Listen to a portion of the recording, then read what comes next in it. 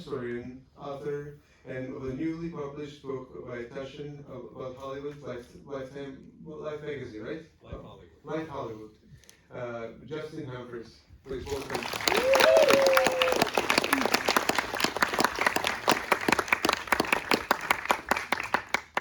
And we're very honored to have the Academy Award-winning costume designer, Deborah Lynn Scott.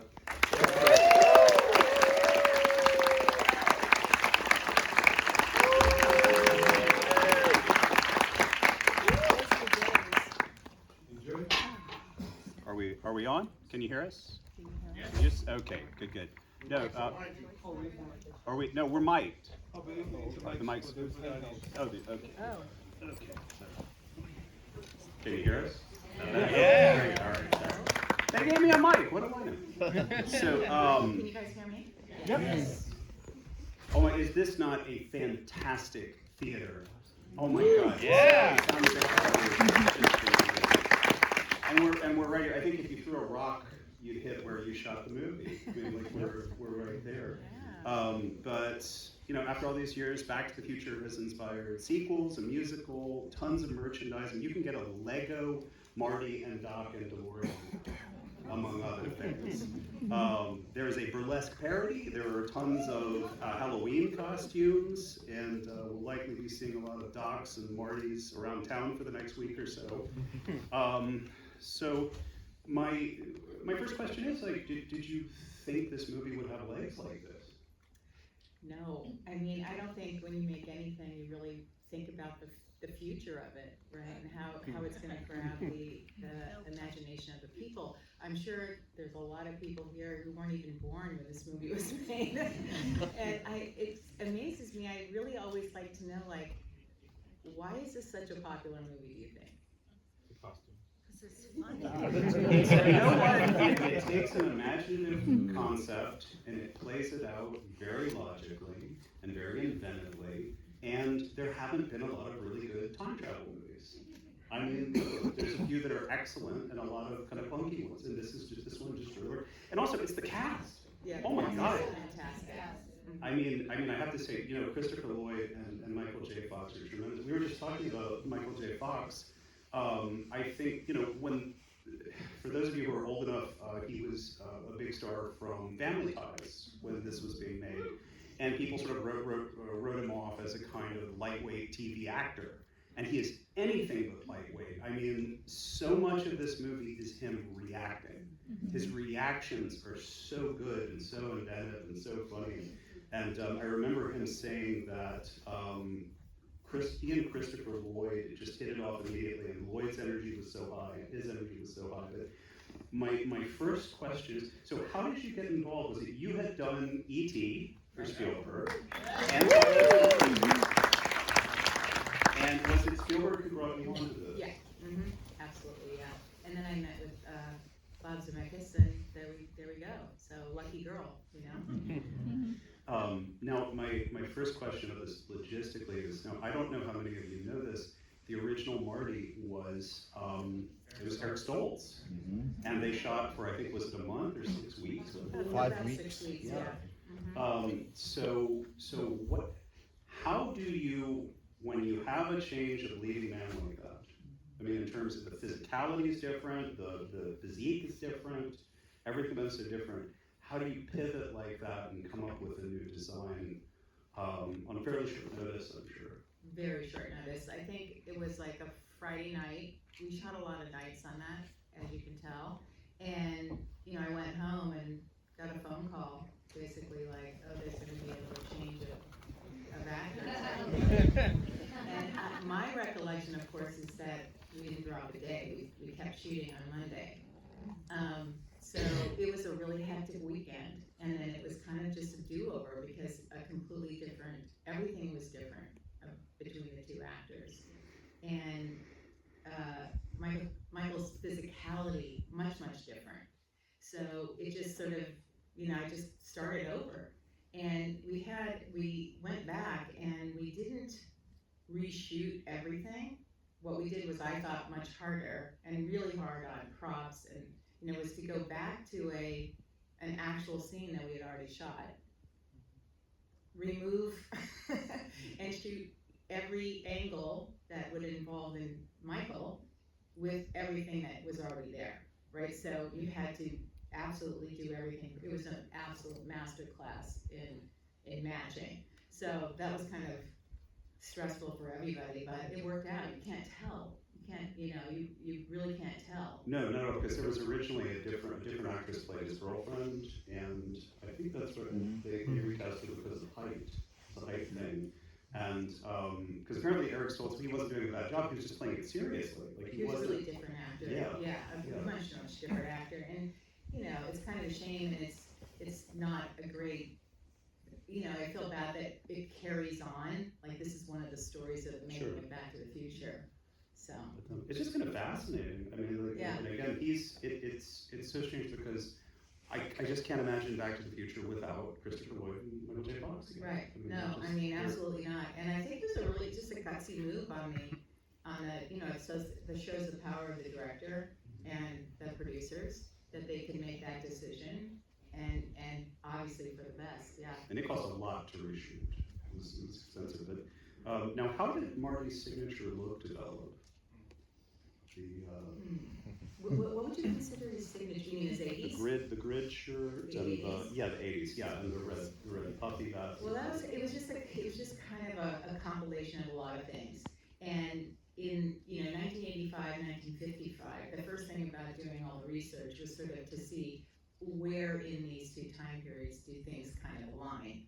And you can really see it at the end when he wakes up and he has his plaid shirt on, and it's not that much unlike a plaid shirt from the 50s, right? People wore jeans. What kind of jeans? What are the similarities? What are the differences?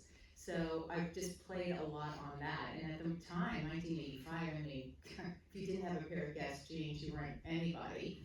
So, so that it was kind of like what was the most fashionable thing happening, and then what were the things in those bits of fashion that could tie us back to the 50s, so that when he went back to the 50s, Zemeckis was really like, you don't really want to know right away. Like, if you were an audience member, if you were a person in the high school, like you're not just going, oh my God, who is that guy? So subtle differences and some subtle similarities. Now I was going to ask about some of the other looks in it. I've heard you talk before about Doc in the 50s and his particular look. What was there was a whole thought process behind that. Could you talk about Well, watching it this time, again on the big screen, like it's such a silly movie.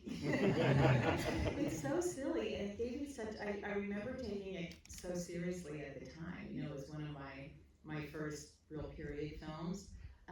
I'd done a lot of theater, so that part didn't scare me, but just bringing it to life and deciding that, it's very colorful and kind of really doing the research that it took to get there. And Christopher Lloyd's character kind of grew out of a lot of different avenues of research. You have the obvious Einstein kind of feeling. He's supposed to be very wealthy, because you need to know that about him. If you can't tell, he lives at the Gamble House in Pasadena.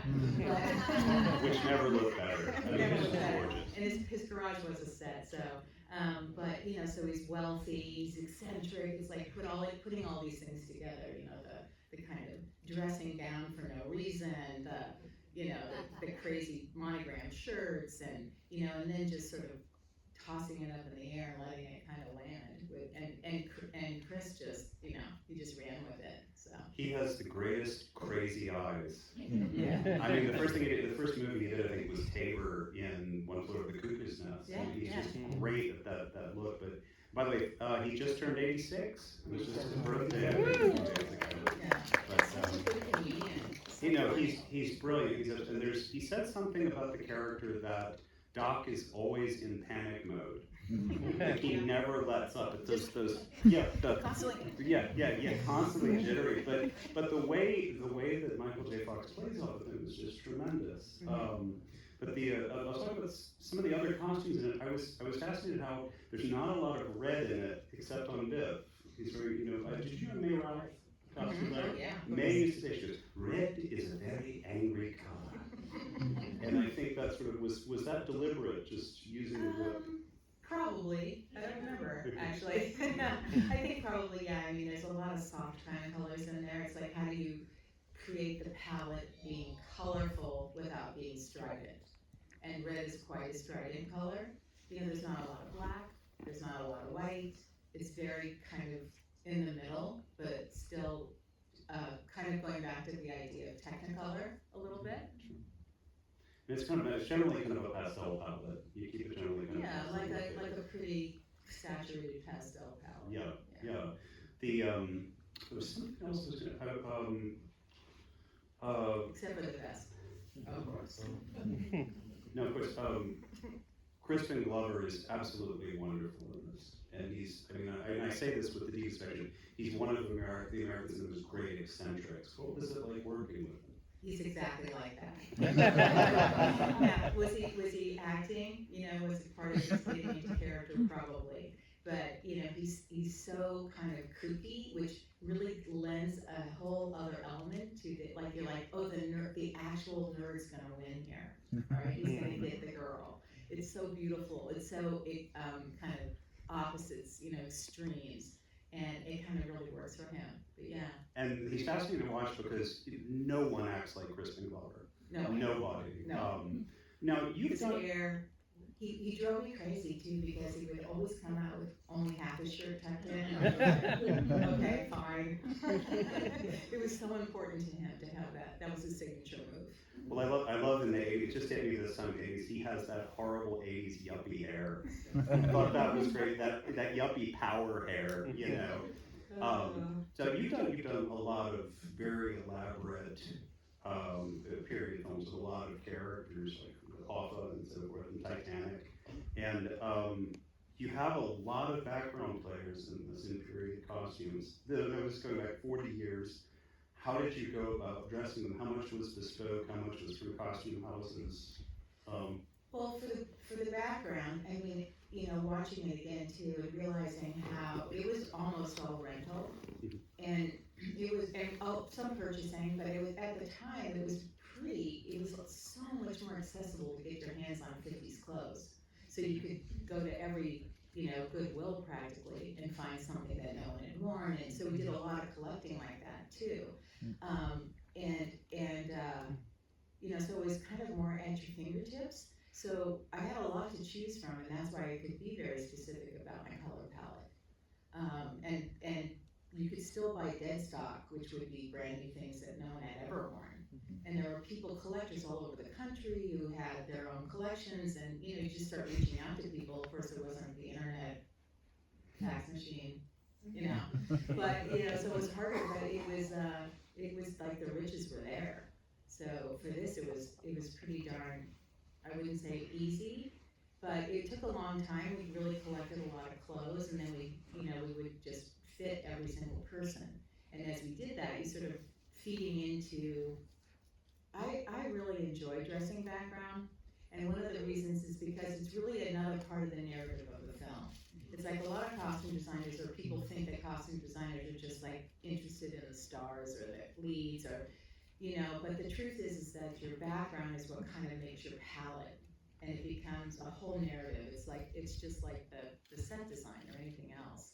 So you kind of, you know, you take enough time to make it, get the pretty much, I mean, those high schoolers probably look a little old, but you know, you try to They always do. Come on, like in Greece, come on. You gotta work those, you know, 12 to 14 hour days. So, you know, so there's that. It's like you try to sculpt it along with, you know, placing your principles in there. And a lot of the clothes for them were made, and I'm like, why did you do that? Why did you make it so hard on yourself?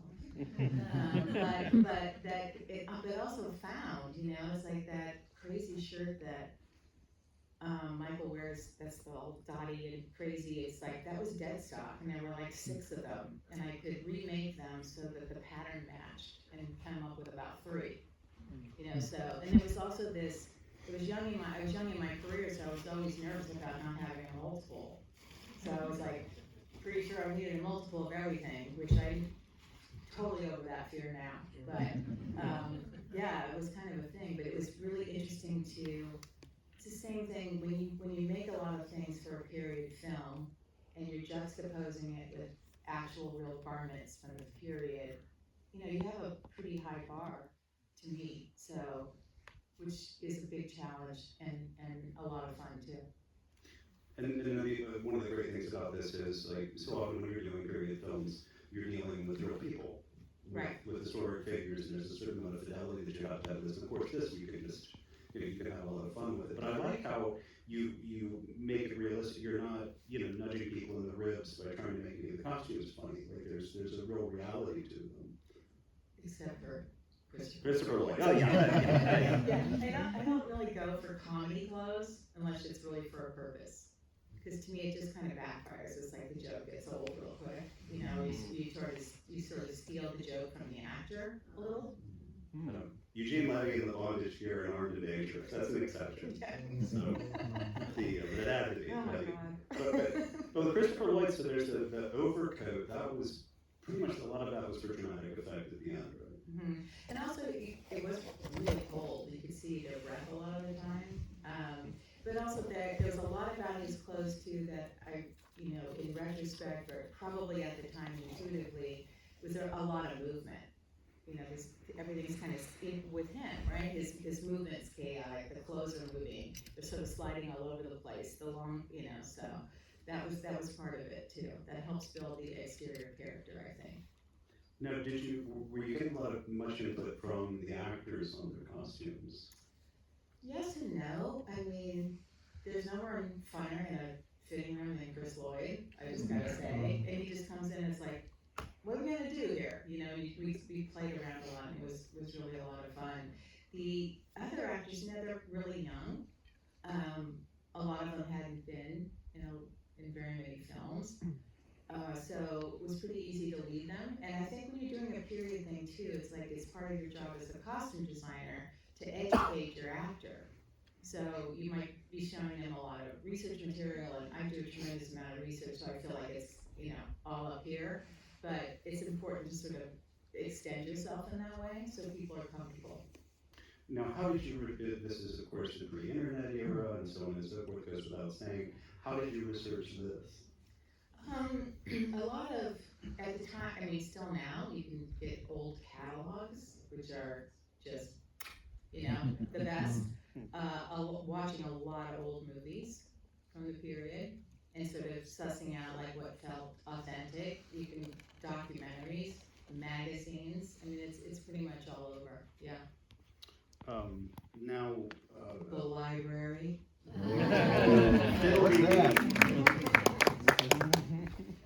Now, what was your working relationship like with Zemeckis and Bob Gale?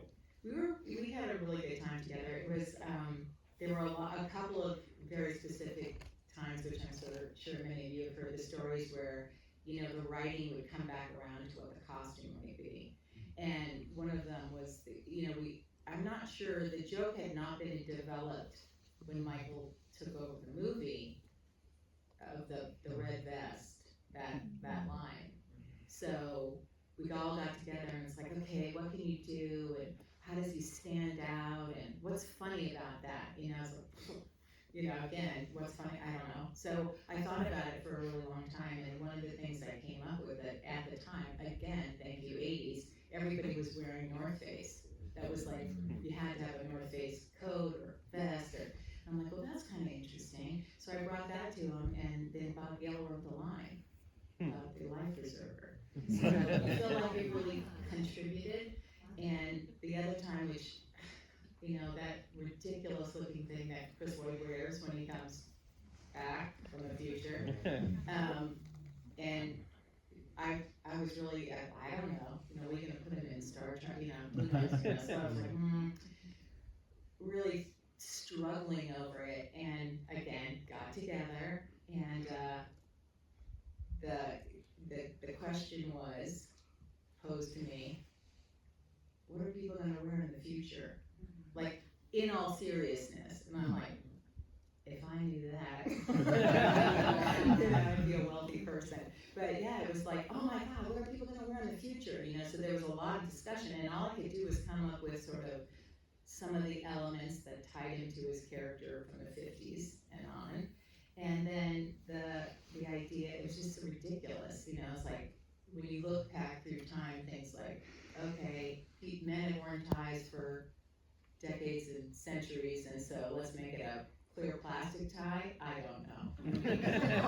But as ridiculous as it is, it's still pretty funny. It plays really well, and of course it just leaps out at you. It's so different from anything you've seen in the rest of the movies. And he's been dressed fairly bizarrely through the whole thing. Yeah, and it yeah, just, he had you know, a lot does of itself at the leeway, end. a lot of way to go. But what are your best memories of making this?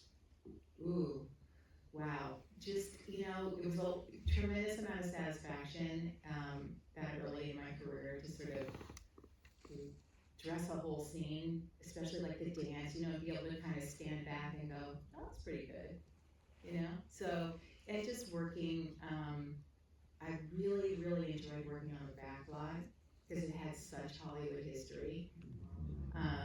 So it was like every day when we would be back there, and I just be like, oh my God, you know, you start thinking of all the incredible films that were shot there. And also at the time, my daughter was 1 year old, so she turned 1 on the making of the movie. So that's a really, really good memory.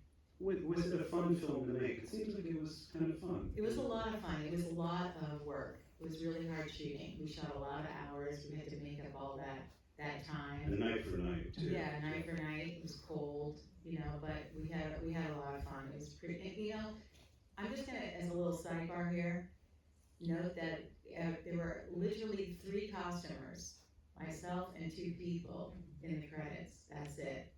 It's like, this is how far we have come, costume people. That is ridiculous. On the poster, all these things all this huge, tremendous effort by a tremendous amount of people to make a movie like that, to dress background, to make the clothes, and, you know, it's just things have changed and for the better, so that's good.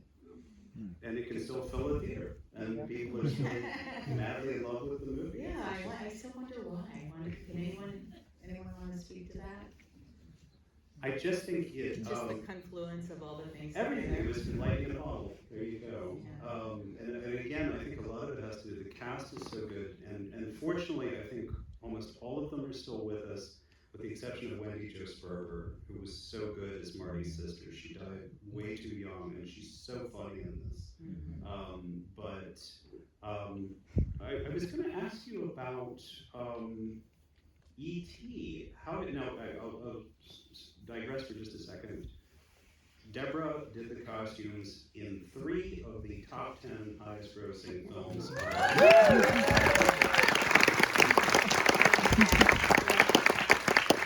Not bad. Huh? Yeah, I guess so. Now, how did you? Good luck charm, perhaps. Now, how did you come to work on E.T.? At the time, I had been doing a film called Never Cry Wolf in Alaska with Carol Ballard, a really incredible director who did Black Stallion. If you haven't, I mean, it's a really extraordinary kind of phenomenological movie, like that in Black Stallion. There's nothing quite like it, and Charlie Martin Smith's amazing. Yeah, and I had gone to school with Charlie, so he was out there shooting, and he's like, I got a call one day, he's like, do you want to come to Alaska? I'm like, yeah, okay, sure. When? Tonight or tomorrow? You know, so there I went, and there it was. But Carol's a really unique director who he shoots himself, you know, it was crazy. It was really, really authentic filmmaking. But he was, you know, in that kind of Coppola, Lucas family, Northern California, and so they were, of course, good friends with Spielberg. And I briefly kind of through a bunch of people knew Kathy Kennedy, and when E.T. came up, I mean, you know, Stephen was like, oh my God, he's done amazing movies by then. So this was going to be his small movie, and you know, and Kathy was producing, I think for the first time. It was a female writer, Melissa Matheson, who's sadly passed away, but really who also wrote, I mean, she wrote amazing scripts. I mean, she's incredible. But I got the chance, I just one day, like, do you want to come meet Steve? And yeah. So we just sat down together, and 20 minutes later, he's like, okay, you want to do the movie? And I'm like, what? Yeah, of course I do. And that was literally, I think, the most sentimental and special of the films that I've done for me. Why was it that way, do you think? Well, it was before Back to the Future. It was when, it was partially that. It was a tiny family. It was a very small crew. Beautiful story. I mean, the casting, Henry, I mean, they're just amazing little actors, and it was intimate filmmaking. Like, I'd done that in Never Cry Wolf, and it was really, that's kind of my wheelhouse a little bit. It's what I really like, where I feel most comfortable. I like being on the set. I like being there to watch the tiny things happen. And it was just such a sentimental, beautiful, and who knew it was going to be, again, so popular, right? It's like that film's captured the imagination of the world. And to his credit, Stephen never made a sequel or a remake or anything like that. And it's a very, very special film. And I can, every time if it comes on, it's one of those ones I just end up sitting down and watching it. You and millions of other people. Yeah, I guess so. Yeah. You did something really, there was a really inventive thought process behind Drew Barrymore's costumes in that, because she's growing up among boys, she's a girl among boys. But just talk about that. Yeah, just a little bit. I mean, she was the younger sister, and when I design, especially when I have the time, I really get into the headspace of the characters that I'm dressing. And in that case, it was really like, well, obviously she's not picking out her own clothes particularly, right? Her mom's shopping for her. She's being influenced by her brothers. And it's the same with the boys, but you can see them as they get older, they get more sort of unto themselves, right? They become more of an outer personality. But that was part of it, that she had this sort of girl-boy mix, and clearly her mother really wanted her to wear pink or, be a girl. So we had a lot of fun with that. And also, I believe you dressed E.T. when she dresses E.T. up there, right? Oh, So yeah. let's tell us about that. You were E.T.'s fashion consultant. I was. E.T. had a couple of changes. He was really cooperative. He was small. It was a little tough proportion, but things would just kind of come up. I think that in particular, when she dresses him up in sort of the hat and the play clothes, and it was went back to my childhood of like playing dress up. All kids like to do it. Most of the little girls love to do it. So that was part of it. And Stephen kind of came up with it one day, and I'm like, yeah. So I just went home and gathered a bunch of stuff up and came to work, and we dressed him up. It was really fun. And his little bathrobe was my father's, and it was a really sentimental piece, and I had used it on almost every movie that I had worked on up to that point, and then it got lost. Oh. But yeah, so if anyone ever sees that, I want it back. At least it's immortalized on film. That's right. At the very least. But that's the thing, costumes are supposed to live there, right? They don't live out here particularly. Now, one of your biggest productions fairly early on in terms of logistics was Hoffa. Mm-hmm. Which of course stars Jack Nicholson as Jimmy Hoffa. It was directed by Danny DeVito, and it's where you met John Lando, correct? Mm-hmm. That's right. So in that one has huge crowds of period extras, lots and lots of angry Teamsters, and a lot of it was filmed in Pittsburgh and Detroit. That's right. And did that pose a certain amount of problems in terms of dressing that many people away from LA? Yeah, well, every time you go on the road, especially with a big costume piece like that, it's a lot of logistics. You really have to leave town with what you think might be everything you need. And so, we just rented a lot of clothes. The movie went from the 30s to the 70s, and it had this sort of repetitive theme of those Teamsters, of those Teamster halls, and the way that it would change in terms of how people dressed coming to a meeting like that. So that was a lot of fun. It was really hard. It was winter, you know, and so. And it looks like it. Yeah, I it was mean, cold. Those extras don't look happy. No, it was tough shooting, it really was, but I think it's a great movie, and Jack Nicholson's performance is fantastic. If you haven't seen it, he's really, really good in it.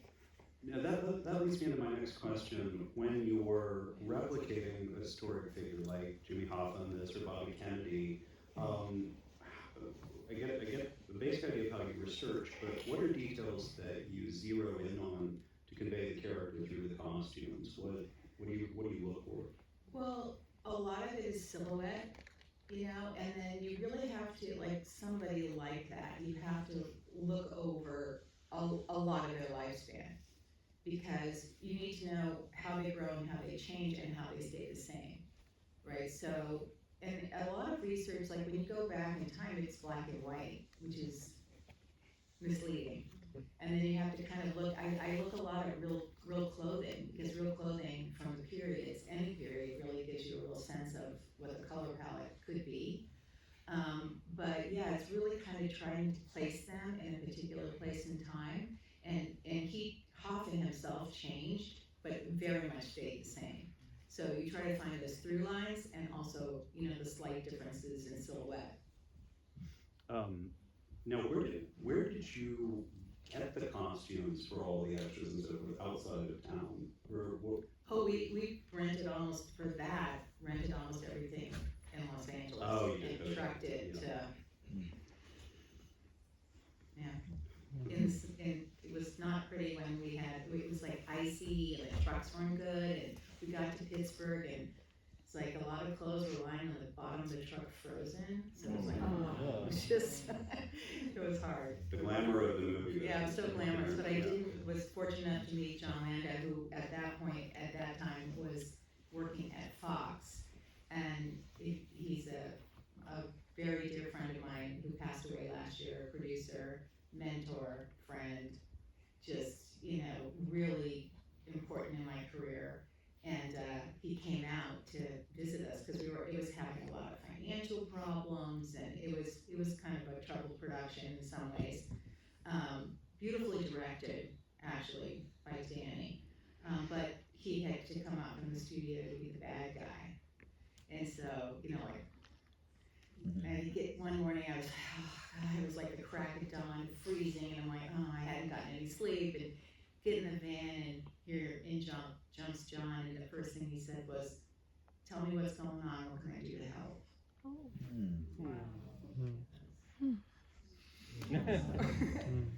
Yeah, so he's a beautiful person, and just such a smart producer, so smart. I mean, you know, why not start that way, right? It's like, tell me what's going on. Incredible. Genius.